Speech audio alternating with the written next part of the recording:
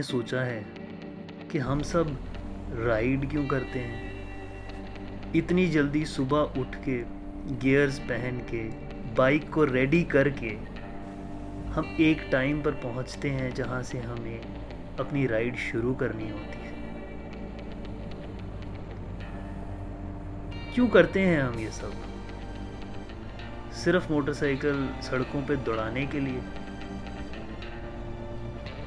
या तेज भगाने के लिए, या शोर मचाने के लिए? नहीं, मुझे जो अब तक लगा है वो ये है कि हर राइड एक नया अनुभव लाती है, कुछ ना कुछ आपको सिखा के जाती है। तो मुझे हर राइड में सीखने को मिला, हर नए राइडर से मिलके सीखने को मिला। जब भी आप एक अगली राइड पे एक राइडर से मिलते हो, तो जो पिछली राइड से उस राइड तक की उसकी ज़िंदगी होती है, उसके कुछ पल, कुछ अनुभव वो आपसे ज़रूर शेयर करता है, ज़रूर बांटता है।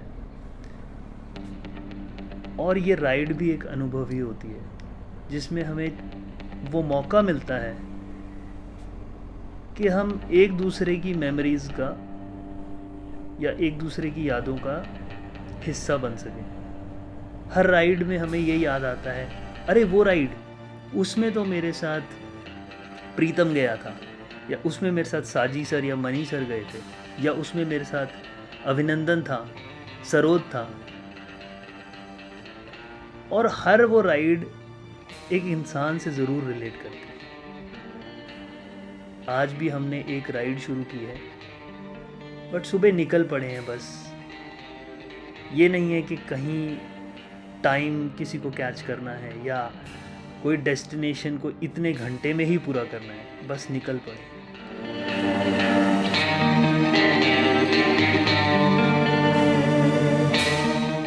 जब भी आप किसी राइडर से बात करोगे, किसी डेस्टिनेशन के बारे में बात करोगे कि क्या आपने वहाँ राइड किया, या वो कोई एक्सपीरियंसेस शेयर कर रहा होगा अपने राइड के, तो आप ज़रूर ये ध्यान देना कि वो सिर्फ ये बात नहीं करेगा कि मैं अपने मोटरसाइकिल पर था या मैंने इतनी स्पीड करी। डेफिनेटली वो ज़रूर बात करेगा मैं किसके साथ गया था, हम कैसे गए थे, उसमें अच्छे पल क्या थे या कुछ परेशानी वाले पल क्या थे।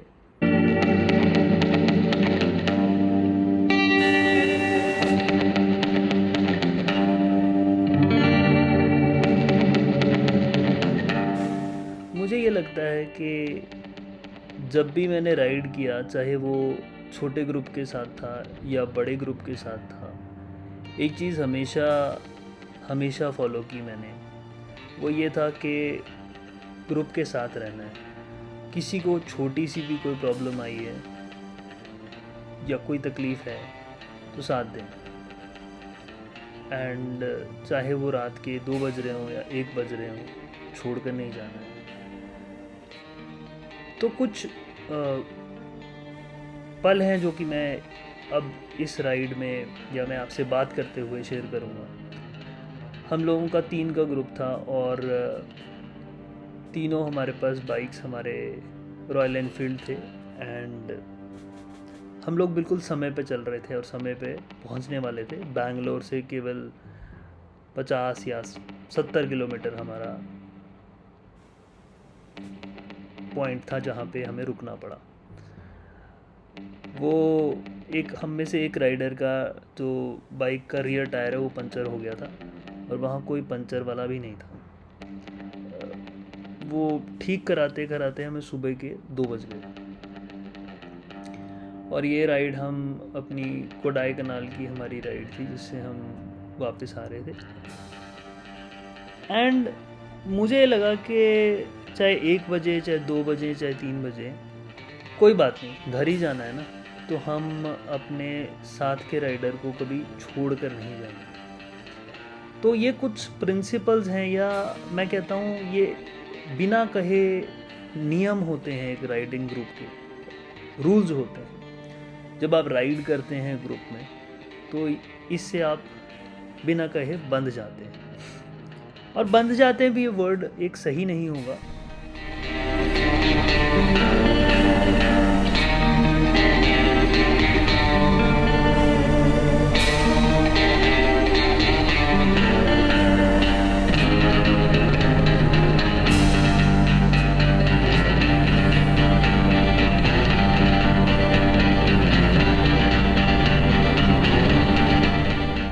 क्योंकि आपकी ये रिस्पॉन्सिबिलिटी बनती है कि चाहे आप ग्रुप लीडर हो या आप एक राइड में पार्टिसिपेंट की तरह पार्ट ले रहे हो, कभी भी कोई छोटी प्रॉब्लम आए या बड़ी प्रॉब्लम आए, आप उसे सॉल्व कर पाएँ या नहीं कर पाएँ वो एक अलग बात है, बट मॉरल सपोर्ट के लिए वहाँ रहना बहुत ज़रूरी रहता है। एक मोराल बिल्ड होता है कि जो इंसान प्रॉब्लम में होता है कि उसको ये लगता है कि मैं अकेला नहीं हूँ, ये ग्रुप मेरे साथ है।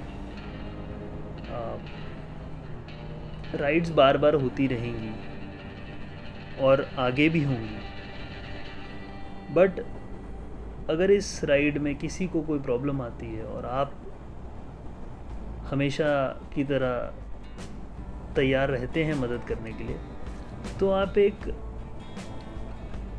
राइडर के साथ साथ एक दोस्त भी कमा लेंगे। क्योंकि जो लंबी दूरी होती है ना, वो आप राइडिंग ग्रुप के साथ नहीं अपने दोस्तों के साथ ही कवर करते हैं। और राइडिंग बॉन्ड ज़्यादातर जब अच्छा होता है वो दोस्ती में ही बदल जाता है, और दोस्ती में विश्वास रहता है और आप ज़्यादा से ज़्यादा एक इंसान पर निर्भर हो सकते हो।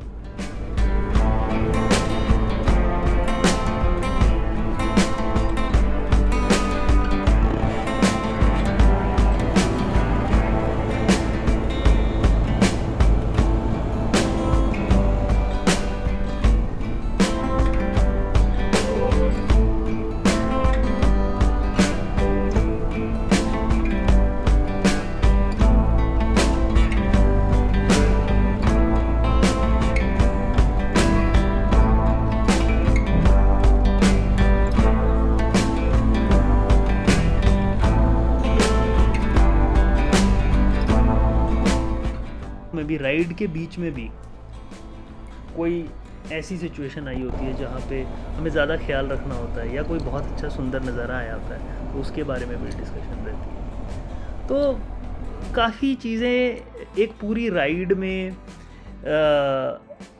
बनती हैं और यादें इसी से ऐड होती हैं, और कुछ टाइम पे वो photographs, Instagram reels, YouTube videos, selfies का ज़रूर रूप ले लेते हैं।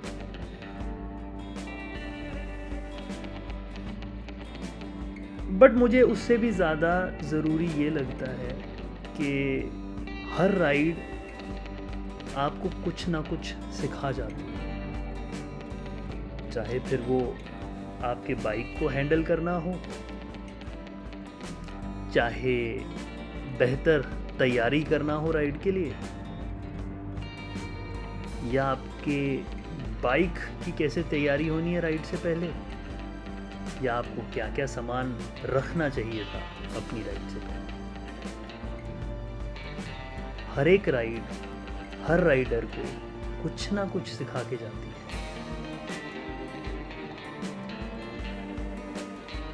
जब भी आप कभी कोई भी राइड पे निकलो और जब ये राइड ख़त्म हो तो एक बारी 5 मिनट के लिए ज़रा सोच कर देखना कि आज क्या नया हुआ, या मैं क्या बेहतर कर सकता था, या क्या चीज़ मुझे लेके आनी चाहिए थी साथ।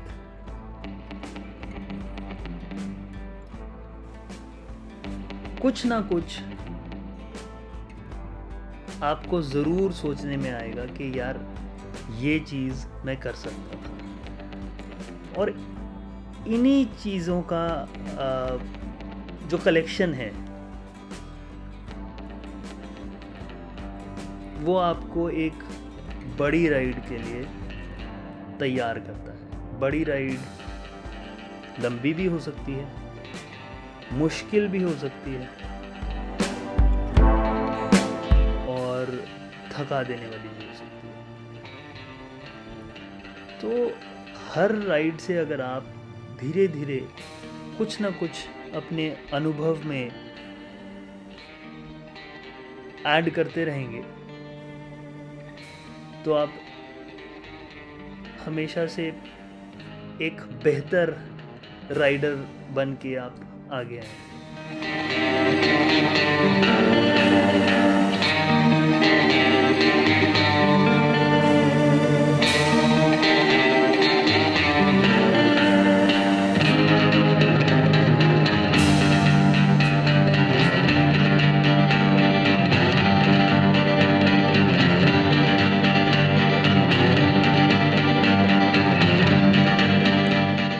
एक बात और मैं कहूँगा, अपनी लिमिटेशंस या अपनी कमियों को ग्रुप से शेयर करते हुए शर्माइए नहीं। अगर आप रात को नहीं राइड कर सकते कोई बात नहीं, आपको ये सारी चीज़ें राइड शुरू होने से पहले अपने ग्रुप में हमेशा बहुत, जिसको कहते हैं ना, ट्रांसपेरेंसी से शेयर करनी चाहिए। या आपकी कोई एक स्पीड है जिससे ज़्यादा आप नहीं राइड कर सकते, आप फील करते हो कि यार अभी मैं उतना एक्सपीरियंस नहीं हूँ या मैं नहीं चला सकता उतना या नहीं चला सकती उतनी स्पीड पे गाड़ी, तो डेफिनेटली ये अपने ग्रुप से शेयर करें जिस टाइम पे राइड का प्लान बन रहा है पहले।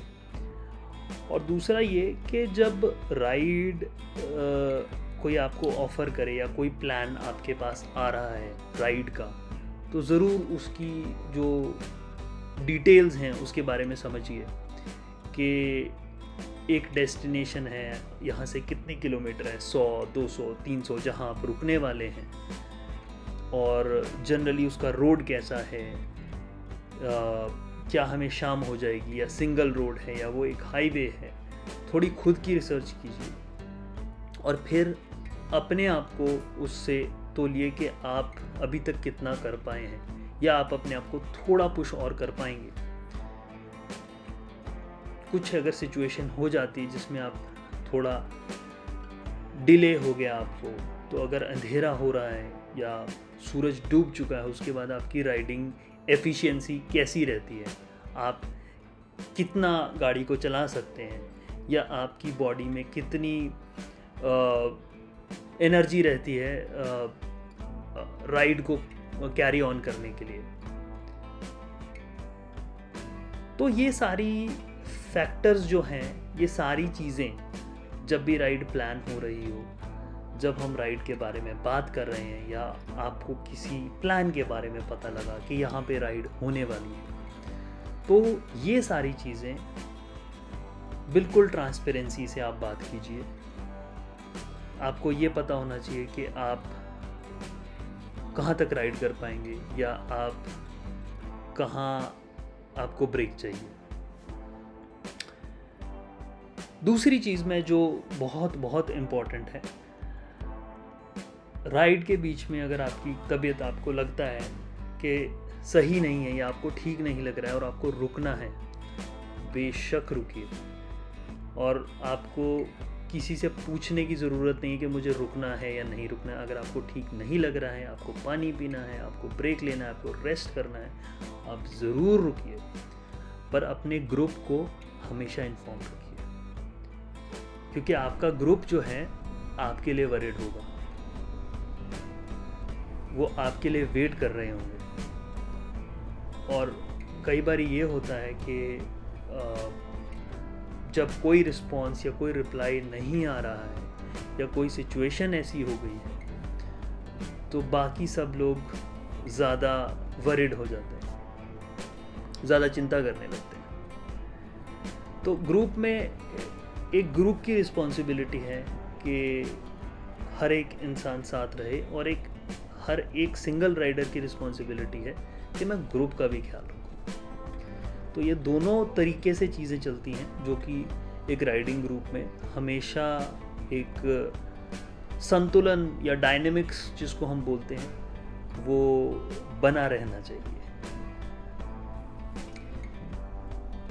मैंने अलग अलग ग्रुप्स में राइड किया है, ऐसे ग्रुप्स में भी जहाँ अलग अलग ब्रांड के बाइक्स रहते हैं और ऐसे ग्रुप्स में भी जहाँ एक ही स्पेसिफिक ब्रांड के एक स्पेसिफिक सीसी के मोटरसाइकिल्स रहते हैं, या मतलब जिसको बोलते हैं इंजन कैपेसिटी के मोटरसाइकिल्स रहते हैं। देखिए बात यह है कि चाहे आप 650 सीसी चलाओ, चाहे आप 1000 सीसी चलाओ, चाहे 1500 चलाओ, या आप 250 सीसी चलाओ, राइडिंग के डायनेमिक्स, ग्रुप के डायनेमिक्स और कुछ जो प्रिंसिपल्स जिन पे मैंने बात करी है वो लगभग बराबर ही रहते हैं। एटलीस्ट इंडिया में तो वो बराबर ही रहते हैं, क्योंकि मैंने अभी तक इंडिया में ही राइड किया, तो मैं अपना वही अनुभव आपसे या एक्सपीरियंस आपसे शेयर कर पाऊँ।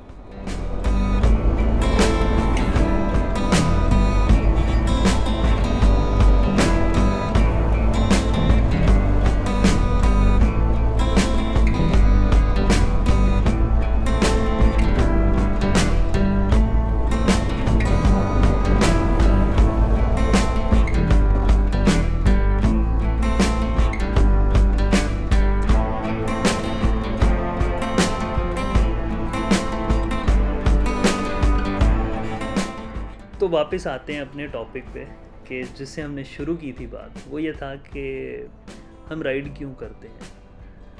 तो हर राइड एक अनुभव है, हमें हर राइड कुछ ना कुछ सिखा रही है। और राइड को अगर आप एक ज़िंदगी की तरह देखें, ज़िंदगी की सड़क की तरह देखें, तो राइड में वो हाईवेज़ भी आएंगे जिस पे आप स्मूथली अपना मोटरसाइकिल दौड़ा सकते हैं, ट्रैफिक भी नहीं है वहाँ पर, और दूर दूर तक विजिबिलिटी है, आपको सब कुछ क्लियर दिख रहा है। राइड में वो पल भी आएंगे जहाँ सड़कें टूटी हैं, सड़कें टूटी होने के साथ साथ तूफान भी है और रुकने की कोई जगह नहीं है, कोई गुंजाइश नहीं। राइड पे वो पल भी आएंगे जहाँ शायद आपको पानी पीने के लिए भी कोई जगह ना मिले या खाना खाने की कोई रेस्टोरेंट ना मिले और सब कुछ सूखा ही हो चारों तरफ। और राइड में वो नज़ारे भी आएंगे जहाँ दिल कहे बस यहीं बस जाए। तो राइड एक रिप्रेजेंटेशन है हमारी ज़िंदगी का, कि जब भी आप राइड पे निकलोगे उसको अपनी ज़िंदगी की तरह देखो। आप अपनी ज़िंदगी का कोई ना कोई पल या कोई ना कोई अध्याय उस राइड से ज़रूर जोड़ पाओगे कि ये राइड मेरी उस ज़िंदगी के उस अनुभव की तरह थी जहाँ शुरू तो सब कुछ बहुत अच्छा हुआ था और आगे तूफान आ गया, या शुरू तो हमने बारिश में और या तूफान में किया था, आगे तो जो मौसम था बहुत सुहाना था और मन कर रहा था बस राइड करते ही जाएं और वो डेस्टिनेशन आई ही ना। तो ये हैं वो रीजंस, या ये एक राइडर के दिल से जो बात निकली है वो है। बट ज़रूर इतने सारे हज़ारों लाखों करोड़ों राइडर्स हैं, हर इंसान का दिल अलग होगा, अलग तरीके से बात करें। तो एक दूसरे की मदद करना जो कि हमेशा बहुत इम्पोर्टेंट मैं समझता हूँ। जब हम कहीं फंस जाते हैं या एक दूसरे की हेल्प चाहिए होती है तो वो हम करते हैं, चाहे वो छोटी मदद हो चाहे वो बड़ी मदद हो, एक दूसरे का ख्याल रखते हैं और कोशिश करते हैं कि कोई भी राइडर बिछड़े नहीं और ये मत ना फील करे कि मैं अकेला हूँ उस राइड में। और एक रीज़न जो हमेशा मैं कहूँगा राइडर को राइड करते रहनी चाहिए वो ये है कि अपने बाइक को जानने के लिए आप अपने बाइक को अलग अलग सिचुएशंस में किस तरीके से हैंडल कर सकते हो।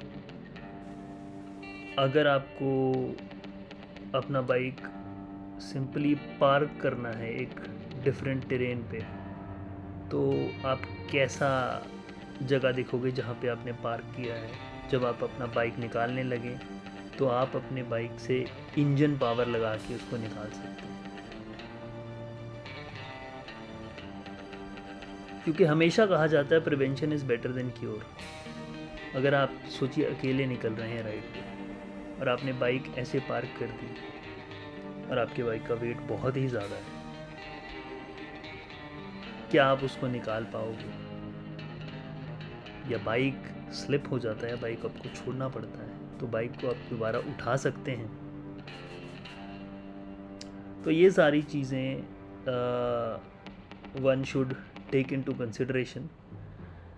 हमेशा इसका ध्यान रखें और हर राइड जो है आपको इस बारे में भी ज़रूर सिखाई कि आपका बाइक आपकी लिमिट उसके साथ एक स्ट्रेट हाईवे पे क्या है, एक माउंटेन रीजन्स पे क्या है, चलाने की नहीं, सिर्फ उसे पार्क करके उसे निकालने की, उसे मैन्यूवर करने की, वो सारी लिमिटेशंस वो आपको सीखनी होंगी over a period of time. और ये राइड ही सिखाएगी। जब आप राइड करेंगे उस बाइक को बार बार करेंगे। और राइड करने से एक और चीज़ रहती है जो कि ग्रुप राइड की है। जब आप राइडर से मिलते हैं, कोई ना कोई नई टेक्निक, कोई ना कोई नॉलेज शेयरिंग डेफिनेटली होती है। हम डेफिनेटली कुछ ना कुछ सीखते ही हैं एक राइड से। जैसा कि मैंने कहा था, चाहे वो अपने बाइक के बारे में हो, चाहे वो फिर राइड के बारे में हो, चाहे वो अपने बाइक को हैंडल करने के बारे में हो, या बेहतर तैयार रहने के बारे में हो, कुछ ना कुछ जो एक इम्पॉर्टेंट चीज़ है हर राइड आपको सिखा के जाएगी। हर राइड, चाहे वो छोटी राइड हो, एक दिन की, सुबह से जाके आप शाम तक या लंच तक वापस आ रहे हैं, चाहे वो फिर एक ब्रेकफास्ट राइड क्यों, या फिर वो एक लंबा कंट्री बाइक टूर है जहां आपने 10 दिन के लिए, 8 दिन के लिए अपने दोस्तों के साथ, अपने राइडिंग ग्रुप के साथ एक प्लान किया है।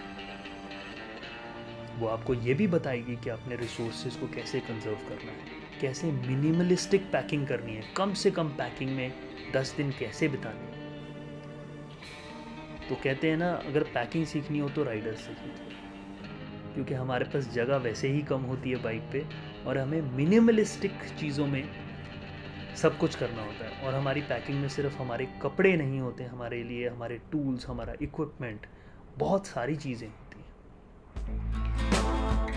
तो धीरे धीरे करके अपने राइडिंग लाइफस्टाइल को, आई वुड से लाइफस्टाइल को, राइडिंग लाइफस्टाइल को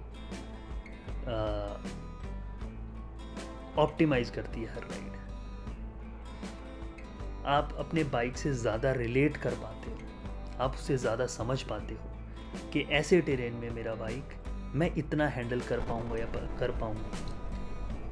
मैं अगर अंधेरा हो गया तो मेरी स्पीड इतनी कम हो जाएगी, तो मुझे ये डिस्टेंस कवर करने में या ये दूरी कवर करने में मुझे इतना टाइम लगेगा। आई होप आपको वीडियो अच्छा लगा होगा, एंड अगर अच्छा लगा हो तो please don't forget to subscribe the channel and will be right back on Freedom Films. Till then, bye bye and have a safe and a happy ride.